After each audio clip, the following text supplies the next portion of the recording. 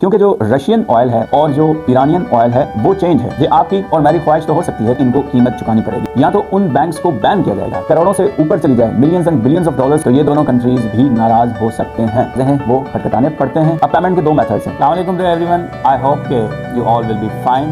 आज हम लोग इस टॉपिक पे बात करेंगे कि ऐसा क्या चैलेंजेस है, क्या रुकावटें हैं जिसकी वजह से हुकूमत पाकिस्तान ईरान और रशिया से तेल नहीं खरीद सकती। अगर खरीदे तो उसकी जो कीमत है, उसकी सियासी कीमत, उसकी सफारती कीमत, उसकी मालियाती कीमत क्या होगी, हुकूमत पाकिस्तान को पे करनी पड़ सकती है, जिसकी वजह से वो ईरान और रशिया से तेल नहीं खरीद सकते। यूएस सैंक्शंस को समझने के लिए हमें समझना पड़ेगा यूएस का एक एक्ट है जिसका नाम कैटसा है। कैटसा एक फेडरल लॉ है। CAATSA stands for countering American adversaries through sanctions act. ये अमेरिका का एक फेडरल एक्ट है जिसके तहत जिन भी कंट्रीज को बैन किया है, अगर कोई भी मुल्क उनके साथ तिजारत करेगा जो बैन है, तो इस एक्ट के तहत उन कंपनीज पर पाबंदियां लगेंगी।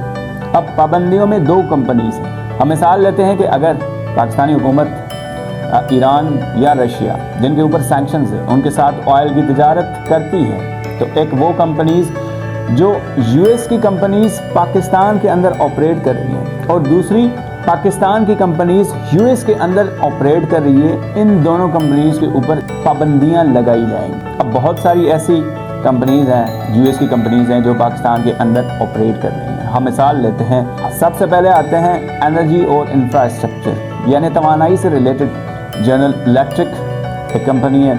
उसके अलावा शेवरॉन एक कंपनी है, वो अपनी एनर्जी सेक्टर के अंदर सर्विसेज दे रही है, और एक्सॉन मोबिल, ये तमाम कंपनीज एनर्जी सेक्टर के अंदर अपनी सर्विसेज दे रही हैं। अगर पाकिस्तान बैंड कंट्रीज़ के साथ ट्रेड करता है तो अमेरिका इनको भी बैन कर सकता है और पाकिस्तानी कंपनीज़ को भी बैन कर सकता है। और इसके एनर्जी के अलावा आईटी सेक्टर की मिसाल लेते हैं। आईटी सेक्टर के अंदर भी जिस तरह माइक्रोसॉफ्ट है, IBM जो अपनी ऑनलाइन सर्विसेज दे रही हैं, अगर पाकिस्तान ट्रेड करेगा बैंड कंट्रीज़ के साथ तो इन आईटी कंपनीज़ को भी यूएस के अंदर बैन किया जाएगा, इनको कीमत चुकानी पड़ेगी। यानी जितनी भी कंपनीज़ हैं वो चाहे यूएस की कंपनीज़ पाकिस्तान के अंदर ऑपरेट करे या पाकिस्तानी कंपनीज़ यूएस के अंदर ऑपरेट करे, सारी की सारी कंपनीज़ को पाबंदियों का सामना करना पड़ेगा। दूसरे नंबर पे जो सबसे बड़ा चैलेंज है वो है स्विफ्ट। अब स्विफ्ट क्या चीज़ है? अब दुनिया के अंदर जितनी भी ट्रांजैक्शंस होती हैं, यानी ऑनलाइन ट्रांजैक्शंस जो बैंक करती हैं, मिसाल के तौर पे हम ऑनलाइन सोर्सेज के थ्रू, बैंक्स के थ्रू हम जो भी ऑनलाइन पेमेंट करते हैं, उसके अंदर मैसेज आता है आपकी ट्रांजैक्शन सक्सेसफुली हो सकती है। यानी बिहाइंड द सीन जो एक टेलीकम्युनिकेशन का प्रोसेस है उसको स्विफ्ट कंट्रोल करता है। अब Swift stands for Society for Worldwide Interbank Financial Telecommunication, क्योंकि स्विफ्ट जो कि एक टेलीकम्युनिकेशन कंपनी है जो ग्लोबल फाइनेंशियल सिस्टम की जो टेलीकम्युनिकेशन है यानी जो मैसेजिंग है उसको कंट्रोल करती है। इसका मतलब ये पूरी की पूरी दुनिया के अंदर जो बैंकिंग सिस्टम है उनको कंट्रोल करता है। तो अगर कंट्रीज़ उन कंट्रीज़ के साथ तिजारत करेंगी, ट्रेड करेंगी जिन पे यूनाइटेड स्टेट्स ऑफ अमेरिका ने पाबंदियां लगाई हुई हैं, तो ये स्विफ्ट का सिस्टम उन बैंक्स पे, यानी जब भी उनके अंदर पैसे ट्रांसफ़र होंगे या तो उन पे डिले होगा या तो उन बैंक्स को बैन किया जाएगा। मिसाल के तौर पे अगर पाकिस्तान ईरान से जो है वो तेल ख़रीदना चाहता है या रशिया से तेल ख़रीदना चाहता है, उसे उसकी पेमेंट करनी पड़ेगी। अब पेमेंट के दो मेथड्स हैं, या तो पेमेंट आप कैश के थ्रू कर सकते हैं या पेमेंट या बैंक के थ्रू हो सकती है।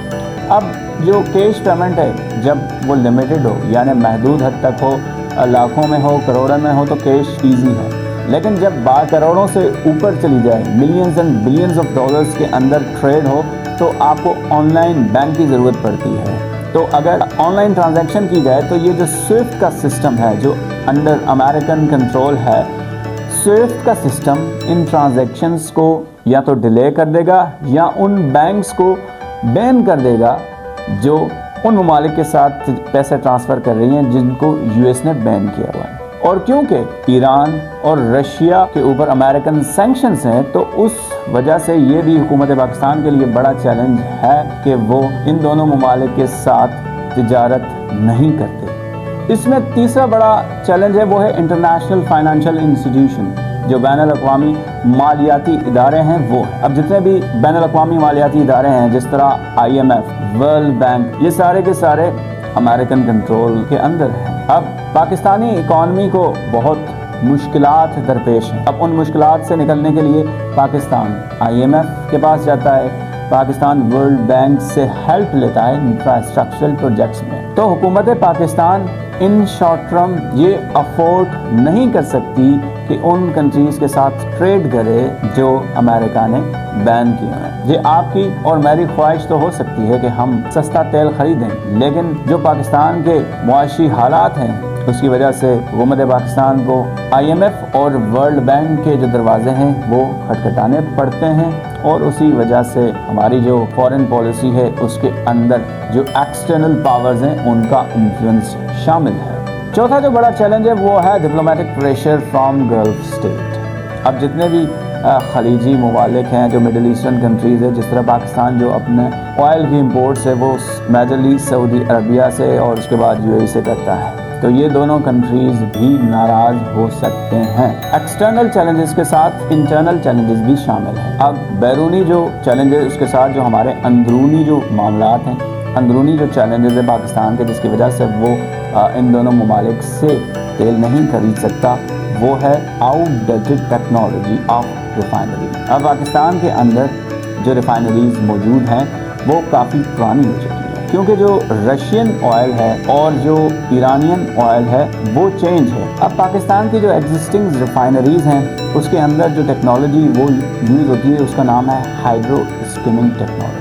اب یہ ٹیکنالوجی فیول کے دو اقسام ہوتے ہیں، یعنی جو کروڈ آئل ہے ان کے دو اقسام ہیں، ایک وہ ہے جو لائٹر یعنی ہلکا ہے اور دوسرا ہیوی ہے۔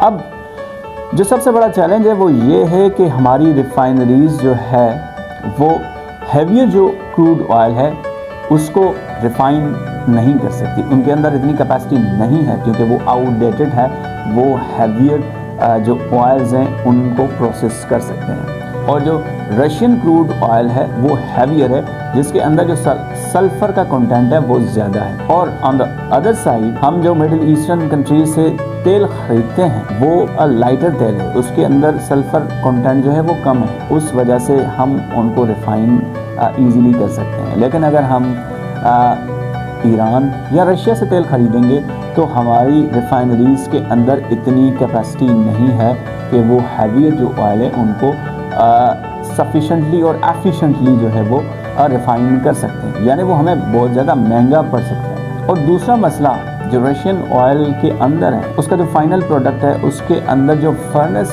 آئل ہے وہ زیادہ بچتا ہے، لیکن پاکستان کے اندر فرنس آئل کی اتنی ڈیمانڈ نہیں ہے، تو اس وجہ سے پاکستان کو یہ رشین آئل کاسٹلی پڑتا ہے۔ آن دا ادر سائڈ انڈیا جو کہ رشیا سے آئل امپورٹس کرتا ہے، اس کو جو فرنس آئل ہے وہ اس کی ڈیمانڈ کے اندر ہے، اس وجہ سے وہ ایزیلی اور ایفیشنٹلی، کیونکہ ان کی ریفائنریز جو ہے وہ ایڈوانسڈ ہے، وہ اس کو پروسیس کر سکتی ہے۔ So thank you so much for watching this video. اگر آپ کو یہ ویڈیو پسند آتی ہے تو اسے لائک کریں، کمنٹ کریں اور شیئر کریں۔